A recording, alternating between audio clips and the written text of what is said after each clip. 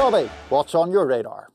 Well, Niall, in 2009, Kamala Harris co-authored a book called Smart on Crime, a career prosecutor's plan to make us safer. Now, its purpose was to outline her criminal justice policies in advance of her campaign for California Attorney General.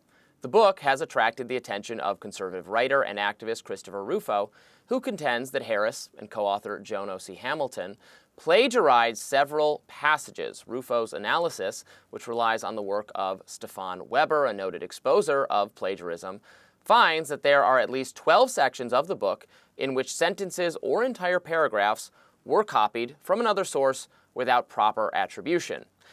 Taken in total, there is certainly a breach of standards here, writes Rufo. Harris and her co-author duplicated long passages nearly verbatim without proper citation and without quotation marks, which is the textbook definition of plagiarism. They not only lifted material from sources without proper attribution, but in at least one case, relied on a low-quality source which potentially undermined the accuracy of their conclusion. End quote. That is from Rufo. Readers may disagree, of course, about the severity of some aspects of the plagiarism. Harris borrowing from her own work or not paraphrasing sufficiently, maybe that's not such a problem. But there are more striking examples of entire passages in the book being lifted from other sources without citation. This is definitely a no-no and does in fact meet the standard definition of plagiarism. Now, similar transgressions helped to end the career of Harvard University President Claudine Gay, who resigned after conservative writers, including Rufo, but initially the Washington Free Beacon's Aaron Sibarium was all over that. They uncovered numerous instances of plagiarism in her academic work. One can certainly argue that Gay, a professional academic and leader of the most prestigious educational institution in the country, should be held to a higher standard than Harris. But plagiarism is often taken very seriously when politicians are caught engaging in it. In fact, then-Senator Joe Biden's first stab at running for president all the way back in 1988 came to an abrupt end after it was discovered that he had plagiarized a speech from a British Labour Party leader. Indeed, even plagiarism involving merely quasi-political figures attracts considerable media attention. Remember in 2016, Melania Trump gave a speech at the Republican National Convention. A section of that speech contained phrasing that was in fact similar to a previous speech made by Michelle Obama. The media did not hold back. In recapping this incident, Vox reported that the plagiarism episode was, quote, one of the biggest stories from the RNC, that the Trump campaign's refusal to address it had, quote, made a bad situation worse. Vox even wondered whether the plagiarism allegations would, quote, damage Trump's image with voters, a concern that seems downright quaint by today's standards. CNN had a field day with that story, publishing half a dozen articles and videos about it, featuring side-by-side comparisons of what Melania said versus what Michelle said. The Associated Press reported that plagiarism had marred Melania Trump's moment. The Washington Post did not hold back at all, described the Trump campaign's defense of Melania as ridiculous, with the word ridiculous actually appearing twice in the same headline. The higher education news site, an authority on plagiarism, Inside Higher Ed, wrote that yes, it was plagiarism, and the scandal, quote, shouldn't be trivialized. The plagiarism allegations were covered by NPR, they were covered by The New Yorker, they were covered by The Guardian, the BBC, and of course, The New York Times.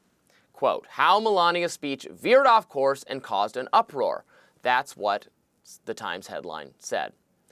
One might expect plagiarism allegations against an actual presidential candidate, rather than just their spouse, to merit similar or greater outrage from the media.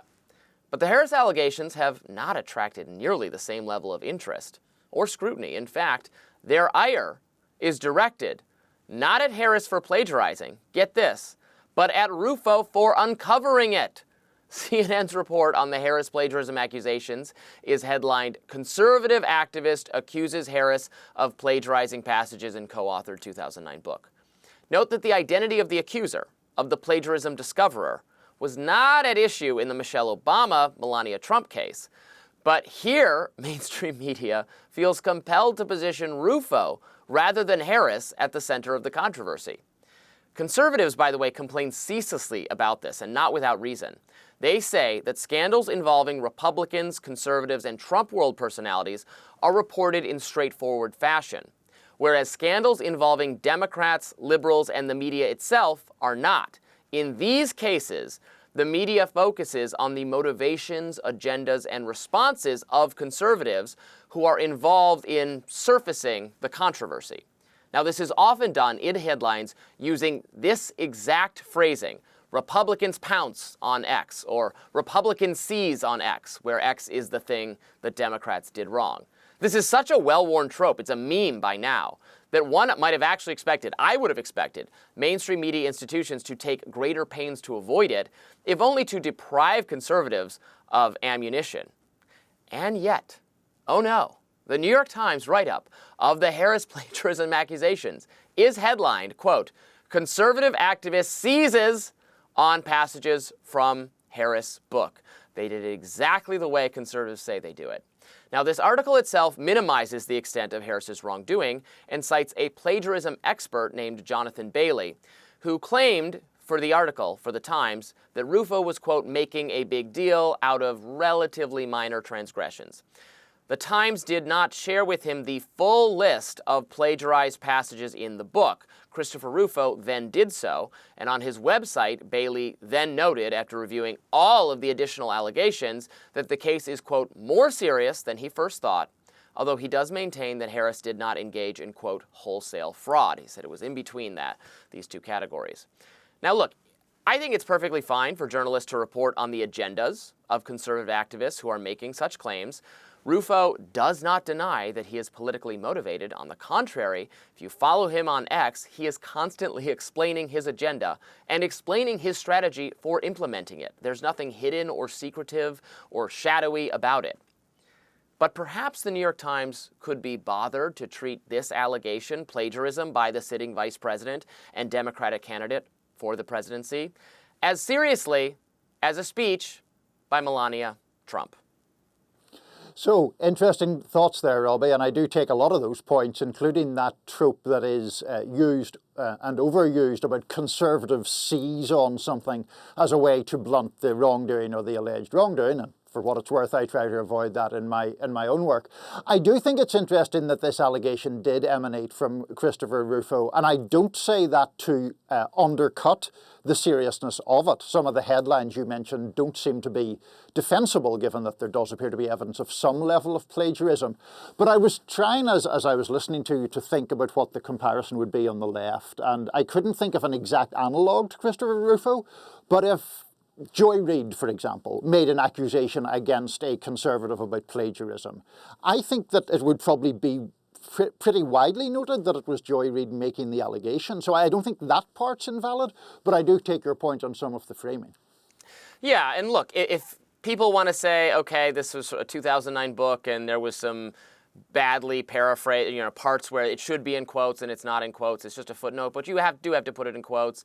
But, I'm still going to vote for her because I agree with her policies. Yeah, that's fine. If I was otherwise inclined to vote for a presidential candidate and something like this came out, it probably wouldn't sway me. And I also think you can make the case that an academic in the Harvard University president case, it was pretty